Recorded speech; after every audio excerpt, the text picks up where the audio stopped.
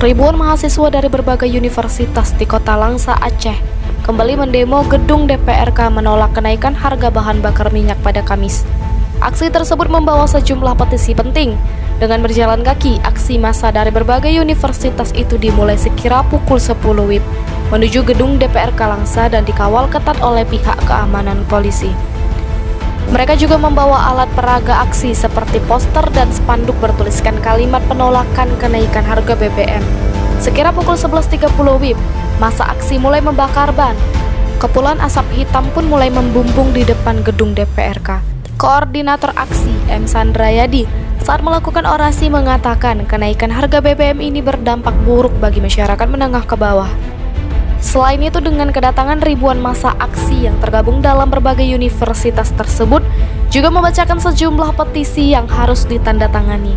Sementara Ketua DPRK Langsa, Maimul Mahdi, mengatakan pihaknya telah menerima aksi dan orasi para mahasiswa yang berasal dari berbagai universitas di Kota Langsa, dan juga menghargai sejumlah petisi.